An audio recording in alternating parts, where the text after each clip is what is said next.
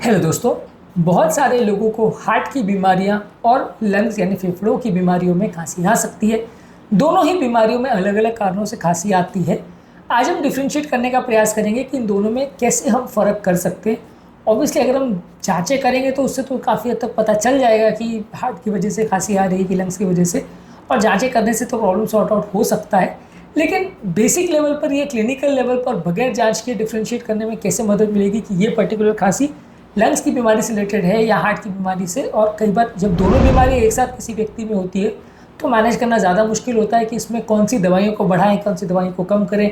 Heart failure का treatment अलग होता है, लंग्स फेलियर का ट्रीटमेंट अलग होता है, दोनों में अलग अलग ट्रीटमेंट स्ट्रैटेजीज लगती है। तो आज हम क्लिनिकली डिफ्रेंशिएट करने का प्रयास करेंगे कि इनमें कैसे डिफरेंस कर सकते हैं और ये हमारी किस तरह से मदद कर सकता है। टॉपिक पर जाने से पहले जो लोग हमारे चैनल पर नए हैं उन्हें रिक्वेस्ट करूंगा चैनल को सब्सक्राइब करें, वीडियो को लाइक करें, शेयर करें, फॉलो करें, कमेंट करें, पूरा देखें। टॉपिक इंपॉर्टेंट है, इसे एंड तक देखिएगा। चलिए शुरू करते हैं।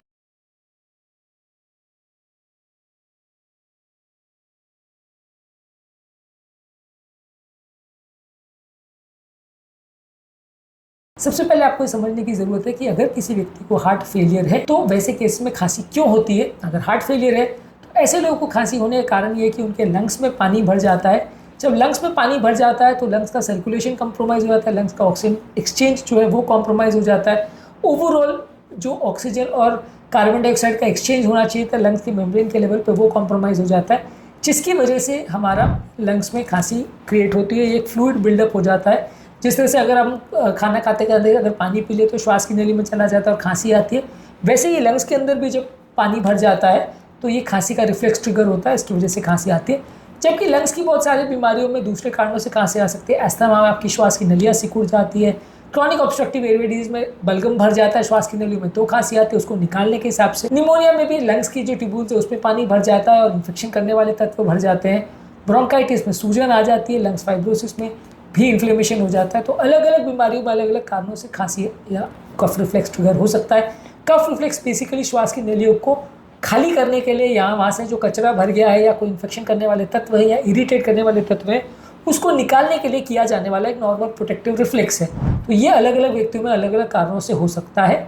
हार्ट के पेशेंट्स में पानी भरने की वजह से होता है, लंग्स के पेशेंट में सूजन या इन्फ्लेमेशन या म्यूकस या बलगम भर जाने की वजह से होता है। हार्ट फेलियर वाले पेशेंट में ज़्यादातर ये जो खांसी होती है वो सूखी खांसी होती है, या उसमें थोड़ा बहुत अगर पानी भरने की वजह से हो रहा है तो पिंक फ्रॉदी स्पूटम आएगा। खांसी में थोड़ा सा पिंक या गुलाबी कलर का थोड़ा सा झाग आ सकता है।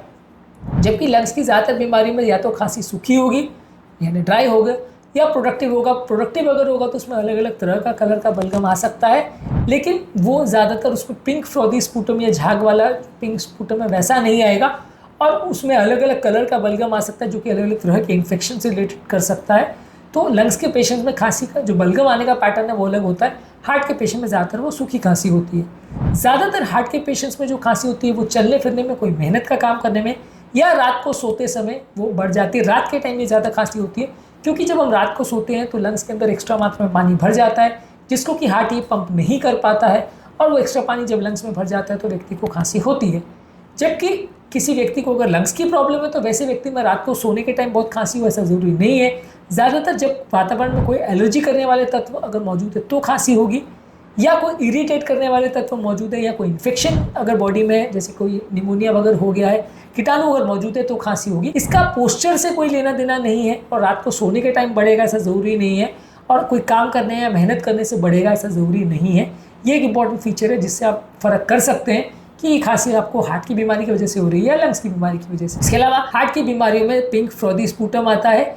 ये लंग्स की बीमारियों में जो बलगम आता है वो वाइट, येलो, ग्रीन किसी भी कलर का हो सकता है, क्लियर भी हो सकता है। एसोसिएटेड सिम्टम्स की अगर हम बात करें तो हार्ट फेलियर वाले पेशेंट्स में चलने फिरने में सांस फूलना, पाँव में सूजन आना, कमजोरी होना, धड़कन बढ़ना, छाती में दर्द होना, चलने में छाती में भारीपन का एहसास होना, जो हार्ट की बीमारियों के बाकी लक्षण होते हैं वो देखने को आपको मिल सकते हैं, जो कि लंग्स की बीमारी में उतना देखने को नहीं मिलेगा। लंग्स की बीमारी में श्वास लेने के समय व्हीजिंग या विस्लिंग का साउंड सुनाई देगा। इन्फेक्शन अगर होगा तो बुखार रहेगा।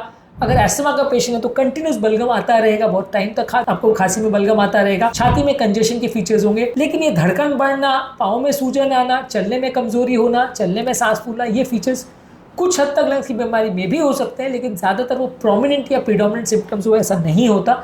ज़्यादातर वो हार्ट की बीमारी की तरफ ज़्यादा पॉइंट करेंगे। इसके अलावा हार्ट की बीमारियों में आप अगर बहुत एक्सर्शन करते हो या सडनली बहुत ज़्यादा पानी या नमक ले लेते हो तो इसके बिगड़ने का चांस ज़्यादा है। जबकि लंग्स की बीमारियों का ट्रिगर जो है स्मोक का एक्सपोजर हो, डस्ट का एक्सपोजर हो, एक्सरसाइज से हो सकता है, अस्थमा, एक्सरसाइज इंड्यूस्ड अस्थमा अगर हो तो हो सकता है, और अगर लंग्स में कोई इन्फेक्शन हो जाए तो उससे ट्रिगर होता है। ये आपके ट्रिगर्स जो है हार्ट की बीमारी और लंग्स की बीमारी में थोड़े अलग होते हैं।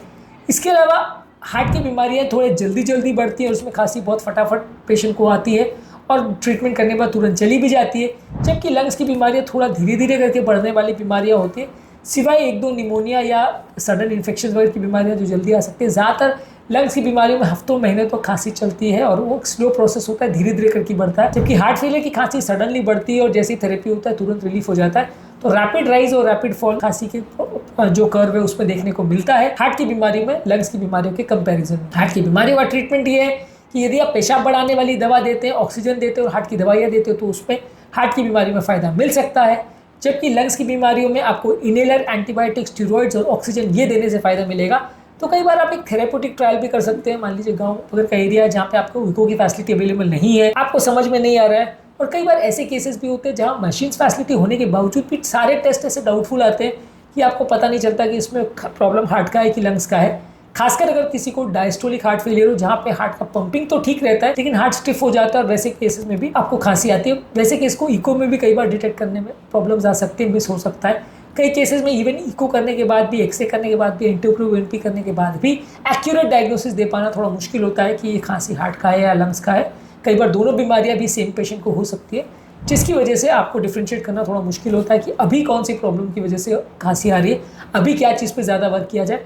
तो वैसे केस में एक थेरेप्यूटिक ट्रायल देना कई बार समझदारी होती है कि आपने हार्ट फेलियर का थेरेपी दिया, 12 से 24 घंटे में यदि खांसी ठीक हो रही है तो इसका मतलब रिस्पॉन्स कर रहा है। कभी कभार आप लंग्स का थेरेपी देके देखते हो, यदि उसका रिस्पॉन्स उससे आ रहा है तो मान सकते हैं कि लंग्स का प्रॉब्लम है। जो चीज़ आपको लग रही है कि इसका इन्वॉल्वमेंट ज़्यादा हो सकता है, जिसके चांसेस ज़्यादा हैं, उसको आप ट्राई करके देखते हो।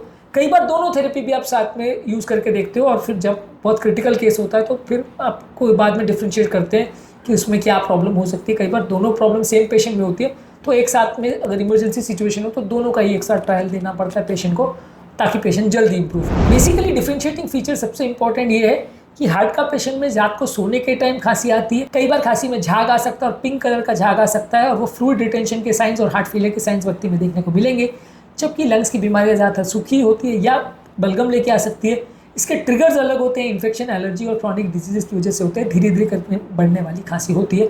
हार्ट फेलियर की खांसी थोड़ी जल्दी बढ़ती है, जल्दी बिगड़ती है। तो ये इंपॉर्टेंट चीज़ों को यदि आप ध्यान रखें तो बिना जांच की भी आपको थोड़ा बहुत अंदाज तो मिल जाएगा कि ये खांसी की बीमारी हार्ट रिलेटेड है या लंग रिलेटेड। लेकिन अपने आप में डिफ्रेंशिएशन बहुत ईजी नहीं है, बहुत बार इसमें गलतियाँ होने का चांस है। इवन जांचें करने के बाद भी और सारे इन्वेस्टिगेशन करने के बाद भी आपकी डायग्नोसिस गलत हो सकती है और आपको चेंज करने की आवश्यकता पड़ सकती है। आपको अपनी ट्रीटमेंट की स्ट्रैटेजी चेंज करना या पूरी तरह से बदलने की ज़रूरत भी पड़ सकती है। इसमें बहुत बार ऐसे केस में होता है, खासकर उन पेशेंट्स में जहाँ दोनों बीमारियाँ एक साथ होती है पेशेंट में और कभी कोई बीमारी और कभी कोई बीमारी के लक्षण हो सकते हैं, वहाँ पर फ़र्क करना थोड़ा ज़्यादा मुश्किल होता है। आज के टॉपिक में हमने बात करी कि यदि किसी व्यक्ति को अगर खांसी हो रही है तो हार्ट की बीमारी की वजह से हो रही है कि लंग्स की बीमारी की वजह से हो रही है, कैसे इसमें डिफ्रेंशिएट करेंगे और क्या क्या इंपॉर्टेंट पॉइंट्स है जिसके बेसिस पे हम इसको डिफ्रेंशिएट करने में हमारी मदद हो सकती है। इसके अलावा खांसी के बाकी कारण क्या होते हैं, किन किन तरह की खांसी होती है और उसमें क्या क्या ट्रीटमेंट स्ट्रैटेजी करते हैं, इस पर ऑलरेडी हमने काफ़ी सारे वीडियोज़ किए हैं। इन वीडियोज़ को ज़रूर देख लीजिएगा। टॉपिक एंड करने से पहले जो लोग हमारे चैनल पर नए हैं उन्हें रिक्वेस्ट करूँगा कि चैनल को सब्सक्राइब करें, वीडियो को लाइक करें, शेयर करें, फॉलो करें, कमेंट करें।